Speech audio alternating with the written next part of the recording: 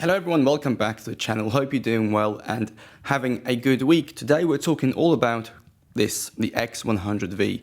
So I bought this camera about 6 weeks ago whilst I was traveling, and I bought it with the intentions of having it as a pocket camera and a backup of the X-T4. So for certain situations where the X-T4 would be a bit too big and too bulky, that's where the X100v would come in. And I've been using this camera quite a lot over the last few weeks, and in this video I just want to give you my initial thoughts about this camera. Now, I am coming from an X-T4 and a 33 f1.4, so there are certain differences that I will mention.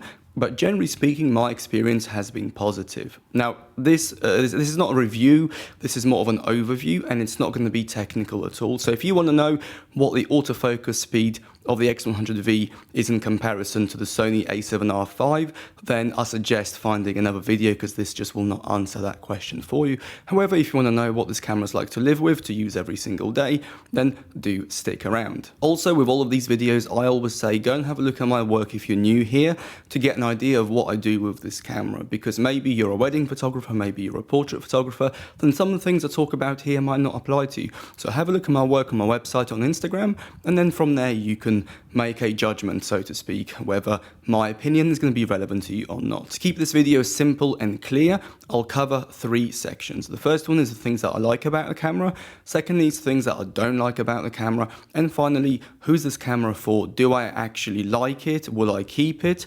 And the general summary of the video. Okay, let's start with the positives. There's quite a lot of them. So the main positive about this camera for me is the size and the weight. It is very small, it is very light, especially comparing to my current setup, which, as I've said, is an X-T4 and a 33 f1.4. You can literally put it in your pocket if you have deep enough pockets. It does bulge out, but in theory, it can happen. If you're in the winter and you have a big coat, then this will be even easier to put it in your pocket. Now, in terms of the body itself, the body's not that small, but what makes the size so good is the fact that the lens is so flat to the body and it doesn't stick out, which all of a sudden allows it to go in your pockets in small areas like that. And taking this a little bit further, this camera does not look professional whatsoever, and I've had first-hand experience with this both in the UK and abroad. So when I was in Dubai, or sorry, Abu Dhabi, taking photos, the security guard always approached my mate who had the X-T4 and the 16-55, and he never approached me. That is a huge bonus of this camera. It doesn't look professional, and therefore it'll let you take photos in places where traditionally you might get stopped a lot by security. And again, taking this a bit further, you could also say that this camera is fantastic for taking photos in places where people might be a bit more cagey about photography. So certain cultures, certain countries, photography might not be as welcome. And this is where the X100v definitely shines. The next positive is the lens. A lot of people are used to slag off the previous X100s for the lenses being crap, and this one was meant to be like one of the best ones they've made. Now, obviously I've never used the previous ones, I can't say, but having used this lens, I can definitely tell you that it is very good. It's nowhere near as good as, let's say, the 33 f1.4, but obviously this lens is probably bigger than the whole camera, but it's definitely cleaner, sharper, and a more pleasant image than the 23 f2 that I used to have, that I sold before getting the 33. You can focus quite closely, and generally speaking, the image is very pleasant. There's no weirdness around the corners, at least not that I could see, even wide open, and it's just an overall pleasing image and a pleasure to use. The next thing that I love about this camera is how simple and easy it is to use. Once you've set it up, it is very much a point and shoot experience. If that's the sort of thing you're going for, this camera will be fantastic. You can assign a few buttons to lock your focus, lock your exposure. And also at this point, I want to quickly plug my guide that I've just released for this camera. Link below. It will basically show you how I set up and use an X100v. So if you're interested, yep, it's down below, so quick plug. Personally, I love the top dials and how they've integrated everything to such a small and simple system. Honestly, I would even go as far as saying I think I prefer the top dials on this than I do to the X-T4, because it just keeps the whole silhouette clean, simplifies it, and again goes that bit further to look less professional. And the general aesthetic of the camera, it's just a very good looking camera. I know for many people that doesn't matter, but for me, I do like things which look nice. The screen and the digital viewfinder are very, very good, but that goes for all Fujifilm cameras as of the last kind of 2 years. The screens, viewfinders are always great. Now, the optical viewfinder, I can't say it's good or bad. Personally, I don't like them, but that's just a personal preference. I know many people who really do like them. I can also extend this to the 35mm fixed focal length. Personally, I like that focal length, but again, there are people who find it too wide, and there are people who would much rather have something like a 50mm. And the final huge positive about this camera is the fact there's a huge community around the X100v or the X100 series in general. That means there are many sources of help, there are many sources of inspiration, and there are many sources of even like JPEG settings and all these bits and bobs. And by having a strong community around the product, I personally think it improves the user experience of the product for everyone. So in my opinion, that's a huge positive. Now let's talk about some things that I don't like about the camera, and there aren't that many, to be honest. I think the biggest one for me is the price. In the UK, it's £1,300, which is a lot of money. And for that kind of money, you can pick up an X-T3, which is basically the same, if not better camera. And a, let's say, 35mm f2 prime as well. The next complaint I have with this camera is the awful grip and just the general ergonomics, you know. I've become used to having the X-T4 and having a nice grip. With the X100v, I find there is no comfortable way of holding this camera, and it always feels like it's gonna fall out of my hand. Now, sure, you can go out and you can buy a thumb thing, whatever it's called. You can buy a extension at the bottom and a few other accessories which will improve the grip.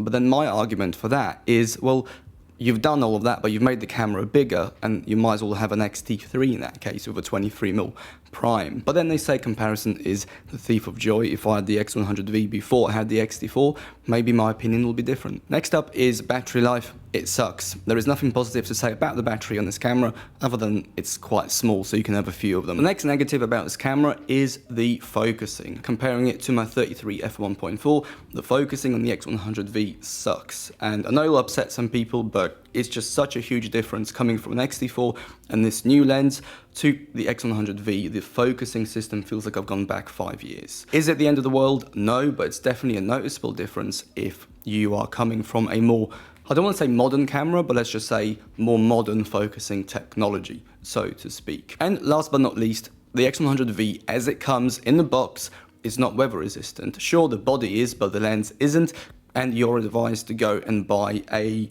lens hood or like a filter to make it weather resistant. And there are two fundamental issues with that.